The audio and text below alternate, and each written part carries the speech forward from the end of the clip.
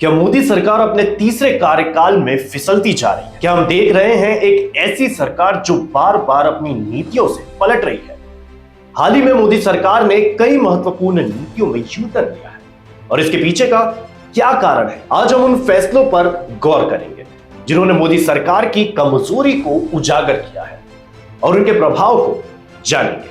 नमस्कार, मैं भारत पंचवाल स्वागत करता हूं आपका यूपी मीडिया की पेशकश सियासत में, जहां हम आपके लिए लेकर आते हैं सियासत के गलियारों से वो खबरें जिनसे आप अनजान हैं। मोदी सरकार के तीसरे कार्यकाल की शुरुआत में ही कई बड़े बदलाव हुए हैं।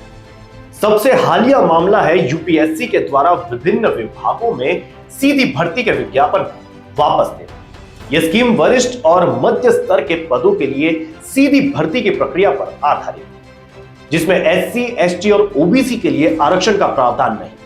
इसके कारण विपक्ष और भाजपा के सहयोगियों द्वारा कड़ी आलोचना की। भाजपा के सहयोगी दलों ने इस निर्णय का विरोध किया और अंततः सरकार को विज्ञापन वापस देना पड़ा।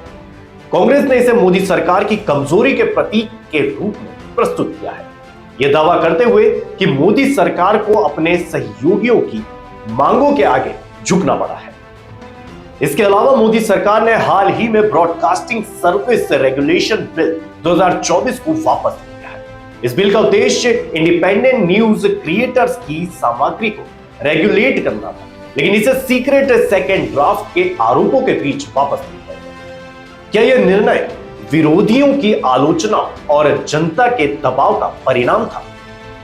वक्फ अमेंडमेंट बिल, जो वक्फ एक्ट 1995 में महत्वपूर्ण संशोधन करने का प्रस्ताव करता है, को ज्वाइंट पार्लियामेंट्री कमेटी के पास से भेजा गया है। इस बिल में वक्फ संपत्तियों के प्रबंधन को लेकर कई महत्वपूर्ण प्रस्तावित बदलाव हैं, जैसे कि केंद्रीय वक्फ परिषद में गैर मुस्लिम और महिला सदस्यों का समावेश और वक्फ संपत्ति ट्रांसफर करने के लिए मुस्लिम की 5 साल की धार्मिक प्रैक्टिस की आवश्यकता।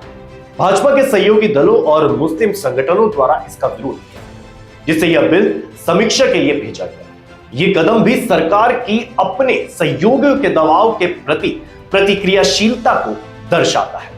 लॉन्ग टर्म कैपिटल गेन्स पर टैक्स लाभ को लेकर प्रस्तावित बदलावों को भी सरकार ने वापस लिया। इस रोल बैक ने दिखाया कि मोदी सरकार को अपने सहयोगियों के बीच मध्यम वर्ग की चिंताओं का सामना करना पड़ा।